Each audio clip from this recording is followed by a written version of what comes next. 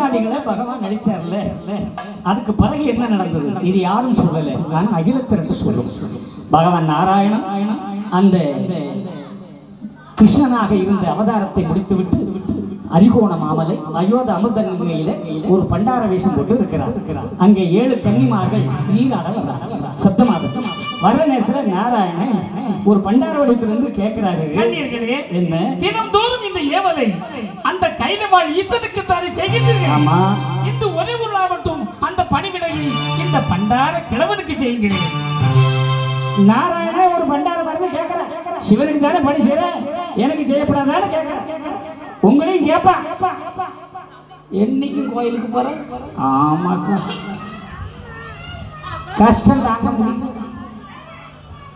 சாமி கிட்ட போறோம், அப்ப நிறைய பேர் என்ன செய்வான், விடமாட்டாங்க. அந்த நிலைமை உனக்கு வரும். ஆனா நாராயணன் அப்படிதான் சோதிக்கிறான். உடனே அந்த அம்மா மாதிரி சொன்னாங்க, ஓட்டிலே இறந்து ஊர் வழியே தெரியும் ஆண்டிக்கை எல்லாது அரவணையில் துயில்கின்ற காண்டிமனுக்கு கூட இந்த ஏழை செய்ய மாட்டோம் என்றாங்க. அந்த உறுதி பெண்கள்கிட்ட வேணும். இப்ப இவ்வளவு பேர் இருக்கீங்களே, உறுதி பெரியதப்பா பெரியதப்பா உடையவனே என் மகனே.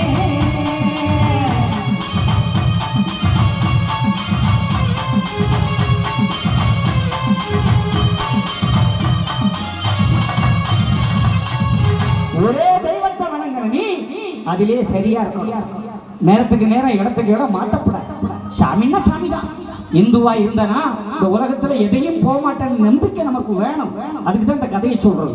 அந்த காலத்துல பெண்கள் பொதுவா பெண்கள் உறுதியா இருந்தா அந்த வீடு உருப்படும். ஆமா, பொம்பளைங்க நல்லா இருந்தாலே போதும், வீடு நல்லா இருக்கும். கண்டிப்பா. அப்ப நீங்க எல்லாம் அப்படின்னு கேட்கப்படாது.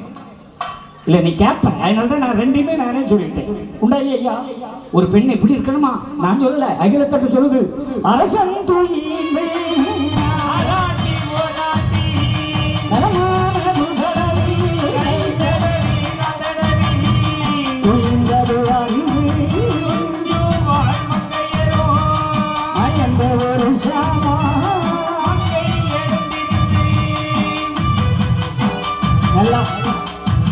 ஒரு மண்ணுக்கு அரசன் மண்ணை, ஒரு பொண்ணுக்கு அரசன் யாரு?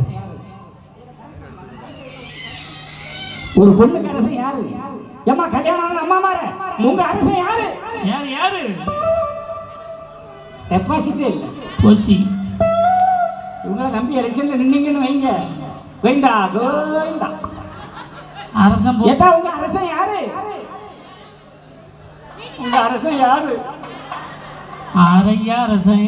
அவ்வளவு பாவம் போல இருக்கு. சொல்லுங்க, உங்க அரசன் யாரு? வீட்டுக்காரரா? வாடகை வீட்டுல இருந்தேன்னு வை, அவன் தான். அப்ப யாரு? வாடகை வீட்டுக்காரன்.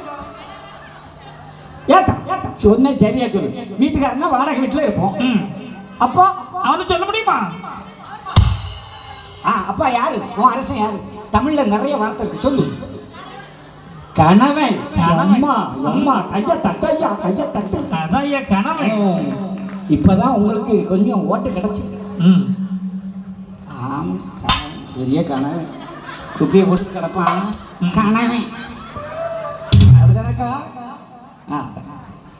நான் எதுக்கு சொல்றேன்னா, கணவனே கண்கண்ட தெய்வம். பழைய படம் இல்லையா? உலகத்துல அதான் உண்மை. புருஷனை தவிர வேற எந்த தெய்வமும் கிடையாது. கிடையாது கிடையாது, கடவுளே கிடையாது. நீ எத்தனை சாமி கூட என்னைக்கு கழுத்துல தாலி வந்தோ அப்புறம் நீ கோயிலுக்கே போவாட்டும் பரவாயில்ல, உன் கணவன் தான் உனக்கு தாலி கிடக்கு வரைக்கும். சொல்லுங்க, சத்தியமா சொல்லுங்க, உங்க கணவன் தான் உங்களுக்கு. ஆமா, வாசிக்கவன் தான். 3 லட்சமும் 30 பவனும். சும்மாயா போனே. அதனால என் இளைஞர்களே, டௌரியே வாங்காம கல்யாணம் பண்ணுங்க. ஆமா, டௌரி வாங்காம இருந்தா கடவுள். டௌரி அவன் வாங்கலையே, அவன் கடவுள். அப்ப வாங்கினவே வாங்கினவன் அவ்வளவுதான். ஏன் இதை சொல்றேன்னா, ஒரு பெண் எப்படி இருக்கணுமா, அரசன் துயில கனவே உறங்கணும் போறதும் அவ தூங்குவலாம் அந்த காலத்துல. ஆமையா, இப்ப அவன் வாரக்கு இங்கே கதவை கூட்டி போய் சாவி ஆயில இருக்கும் திறந்துட்டு உள்ள வர நான் படுக்கேன். அவன் சாவியை தெரியாம பக்கத்து வீட்டுல போய் திறந்துட்டு போய்க்குவான், அங்கே படுத்துக்கிடுவான். ஆமா, எங்க திறந்து கிடக்க அங்க போயிடுவான். நிலைமை எங்க போகுது? ஏன் உண்மை, நான் நகைச்சுவைக்கு சொல்லலதாயி நிறைய விஷயம் இருக்கேன். உண்மைதான். கணவன் தான் எல்லாம், கணவருக்கு தான் எல்லா மதிப்பும் கொடுக்கணும். அப்ப அரசன் அந்த காலத்து அம்மாமாரு புருஷன் வேலைக்கு போயிட்டு வரதை எதிர்பார்த்திருப்பான். அவன் வந்த உடனே செம்புல தண்ணி எடுத்து விட்டு கையை காலை கழுவி விட்டு தன் தேரை முந்தானை எடுத்து அவன் முகத்தை தொடச்சி கையை காலை தொடச்சி கூட்டிட்டு போவான். அவ்வளோ துடைப்பான். ஒரு முந்தானை முடிச்சுக்கிறது எதுக்கு? இது வரைக்கும் தான் அவளுக்கு. அந்த பிறகு புருஷனுக்கு தொங்குறது அவனுக்கு தொடச்சிட வேண்டியதான். அந்த முந்தானை இருக்கு, அவன் முகத்தை துடைக்க, அவன் கையை காலை துடைக்க, அவனை ஆசுவாசப்படுத்த, அவன் பேச வந்தா அந்த வீச. இப்ப எல்லாம் முந்தானைய குண்டு வச்சு குத்தி இப்படி தொங்க போட்டு, ஓ பாட்டி நல்ல பாட்டிதான், ஓ பியூட்டினா பியூட்டிதான். அது அங்க தொங்கிட்டு கிடக்கு. அது பைக்ல போக வீலுக்குள்ள மாட்டேங்குது, அங்க தொங்கிருக்கு. முந்தானங்கிறத அப்படி முடிச்சு போட்டு போட்டு கணவனோட போகணும் தாய். அதான் ஐயா, அந்த வயசான அம்மா மாதிரிலாம் சொல்லி கொடுங்க.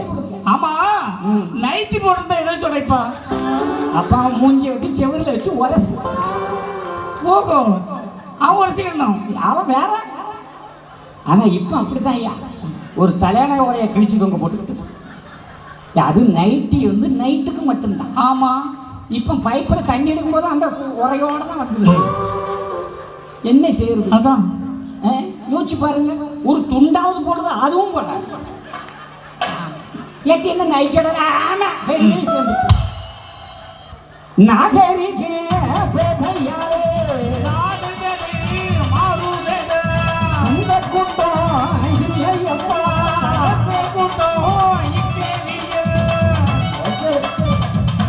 விபூதி விபூதி விபூதி சந்தனம் சந்தனம் சாந்து செவ்வாது நாமம் எவ்வளவோ வந்திருக்கு.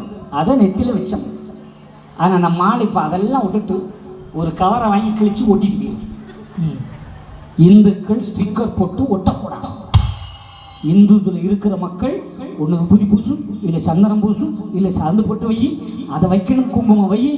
அதை விட்டுட்டு ஸ்டிக்கர் போட்டு ஒட்டவே கூடாது. அது இந்த இடத்துல ஒட்டுறோமா எப்பவுமே ஈரம் இருந்துக்கிட்டே இருக்கும்.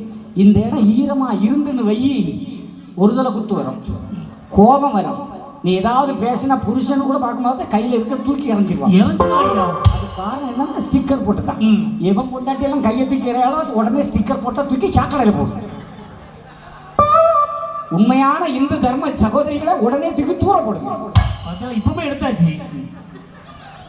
உண்மைதாயி நாகரிகம்னு பேர்ல நம்ம எங்கேயோ போறோம். வெள்ளைக்காரன் கண்டுபிடிச்சதுன்னா நம்மளை கெடுக்க இருக்கிறான். அப்படி ஒட்டப்படாது. அது மாதிரி கணவன் வந்தான்னா அவனுக்கு சுட சுட சோறு போட்டு பக்கத்துல இருந்து விசிறுவான். அது எதுக்கு? சூடாகவும் இருக்கணும், அவன் நாக்கில் சுற்றப்படாதுன்னு விசிறி சாப்பிடும்போது அவன் சாப்பிட்ட போட்டா வெத்தலை பாக்கம் அடிச்சு கொடுத்து, இப்ப வெத்தலையை நல்ல பாக்கிங்களே முடிச்சு கொடுத்து ஒரு தூக்கம் வரணும்னா கையை காலை அமுக்கி. என் வாதமா ஏன் சாப்பிட்டா தூங்க வேண்டியதானே? உறக்கம் வரலன்னு வை. அவன் கால் அமுக்கி, நான் பேச நினைப்பதெல்லாம் நீ பேச வேண்டும், நாளோடும் பொழுதோடும் உறவாடவே. அப்படி புருஷனுக்கே தாராட்டு பாடுவானா அந்த காலத்து பெண்? அந்த காலத்துல இப்பவும் தாராட்டு பாடுவான். உறங்கு உறங்கு உறங்கு, எரும மாடி மாதிரி உறங்கு. உறங்கு சொன்ன பிற உள்ள வேலைக்கு புரட்டாச்சு, நீ ஏடு மட்டும் உறங்கு. இப்படி தாராட்டு பாடுறவங்க நிறைய பேர் இருக்காங்க. பாடி தயவு செய்து கணவன் வந்த உடனே ஏசவோ பேசவோ செய்யாதீங்க. அப்படி ஏசினேன்னு வைங்க, ஆனா அவ்வளவுதான், அடுத்த வீட்டுல படுத்துக்கிடுவான். என்னது? ஆமா, இங்க ஏசன்னா அடுத்த வீட்டு போயிடுவான். புருஷன் பக்குவமா பார்க்கணும். அதனால கணவனை இன்முகத்தோடு வரவேற்பது நல்லது. அந்த காலத்துல என்ன செய்வானாம் தெரியுமா? அப்படி அவன் தூங்கின பிறகு தூங்கி காலையில காலையில எம்மா ஏ தாயே, ஏ அம்மா ஏ தாயே, ஓட மறிச்சான் தாய்மார. காலையில எத்தனை மணிக்கு எந்திரிக்கணும்? 8 மணிக்கு கிளம்பணும். காலையில எத்தனை மணிக்கு எந்திரிக்கணும்? 5 மணி. 5 மணிக்கு எந்திரிக்கணும். கை தூக்கும். 5 மணி ஒருத்தர் இல்ல. 6 மணி. அதோட எந்திரிக்காம இருக்கலாமே. என்ன 5 மணிக்கு எந்திரிச்சு எந்த பெண்ணா இருந்தாலும் இந்து சாஸ்திரம் ஐயா சொல்றார், மயன்ற ஒரு சாமம் அதற்கு பெருமட்டம் அலங்காரமாக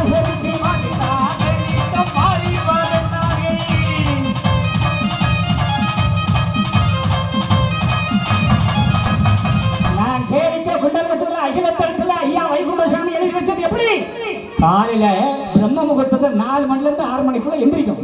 எந்திரிச்சு எந்த பெண் எந்திரிச்சாலும் உடனே போகக்கூடிய இடம் பாத்ரூம்ல போய் பல்ல தேய்ச்சி குளிச்சு தன்னை சுத்தப்படுத்திக்கிட்டு தான் வாரியல கையில் எடுக்கணும். தொடப்பத்தை அப்புறம் தான் வீட்டை பெருக்கணும். ஏன்னா வீடு ஒரு கோயில். தன்னை சுத்தப்படுத்தி வீட்டு வாசல்லாம் பெருக்கி அப்புறம் சாணம் தெளிச்சு, இப்ப சாணியே இல்லை, சரி தெளிச்சு எங்க தெளிக்கா வாசல தான் அடிப்பா. ஆமா, கோலம் போட்டு சிவச்சந்திரன் சொன்னான்னு கோலம் போடக்கு ஒரு ஸ்டூலி தூக்கி போட்டுக்கிட்டு குத்த வச்சு இருந்துக்கிட்டு இந்த பக்கம் செல்போனை பார்த்துட்டு வரைவா. அப்படி வரையப்படாது, குனிஞ்சு நின்று கோலம் போடணும். அரிசி குனிஞ்சு போடணும். கோலம் போட்டு அப்புறம் வீட்டுக்குள்ள வந்து விளக்கேத்தி சாமி கும்பிட்டு புருஷங்கால தொட்டுக்கும் போச்சுடா. அது வரைக்கும் அவர் தூங்குவாரு. கும்பிடலாமே. தப்பா ஏதாவது சொல்லுங்கண்ணா? இல்லை இல்லை, சரிதான். உண்மையை சொல்லுங்க. கணவன் காலை தொட்டு கும்பிடுறது பெருசு பெருசு பெருசு. நான் உங்களோட வயசுக்கு மூத்தவன். கும்பிடுறது தப்பே இல்லை. சும்மா கும்பிடலாம். கும்பிடலாம்ல. எல்லாரும் அப்படியே பார்க்கலாம். இவன் இறங்கி எந்தால போவான். ஏன் முன்னாடி கும்பிடுவான். அதனால நம்ம தம்பா சொல்றேன். ஆமா, நம்ம வீட்டு போய் சேர்றதுக்கே 8 மணி ஆகும். காலைல கும்பிட்டுருவா. கும்பிடுங்க, நாங்க கும்பிடுன்னு சொல்லல, ஆனா கும்பிடுவான். அப்படி கும்பிட்டு வாழ்ந்தவதான் நம்ம வீர தமிழச்சி. இந்து தர்மத்துல இருந்தவா. என்னைக்கு வெள்ளக்கார பையன் வந்தானோ, ஹாய் ஹவ் ஆர் யூ, இங்கேயும் கையை கொடுக்கலாம் அங்கேயும் கையை கொடுக்கலாம் இப்படியும் கேட்கலாம். அப்புறம் குலுக்கிக்கிட்டே போயிட்டேன். போச்சா அப்ப எல்லாம் போச்சா, வாழ்க்கையிலே போச்சா மக்கா. அப்போ நாகரிக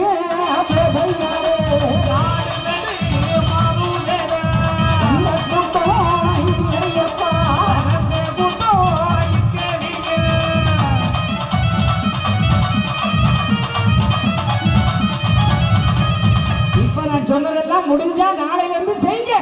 ஒரு பெண்ணானவள் கணவனுடைய காலை கும்பிட்டா அவ கோடீஸ்வரி. அவளுக்கு நகை நட்டு குறையாது, பணம் குறையாது. காரணம், கணவன் முழங்காலுக்கு முட்டுக்கு கீழே சனி இருக்கிறான். மனைவியுடைய முழங்கைக்கு கீழே சுக்கிரன் இருக்கிறான். சரி, சுக்கிரன் சனி அமுக்க அமுக்க பணமும் செல்வமும் பெருகும். யாருக்கெல்லாம் நகை நட்டு வேணுமோ நாளையில இருந்து புருஷன் காலை கும்பிடுங்க. காலை அமுக்குங்க. பணமும் நகையும் கொட்டிட்டு இருக்கும். ஆனா கழுத்து அமைக்கிறாங்க, பணமெல்லாம் போக்கு. உங்களுக்கு வாய்ப்பே இல்லை. சிரிப்பை பார்த்தா ஆமா என்ன செய்யறது. நான் கும்பிடுங்கன்னு ஐயா சொன்னார், நான் சொல்ல, வைகுண்ட சாமி சொன்னார். அப்படி ஐயா கிளம்பியாச்சா சாமி? இல்ல கும்பிட சொன்னா இப்பவே ரெடியா இருக்காரு. நாளை கும்பிடுவான்னு சொல்லிருக்கூடாது. பணம் காசு கிடைக்கணும் இல்லை அப்படின்னு கேளுங்க. என்ன கேட்டாலும் ஐயா தருவாரு.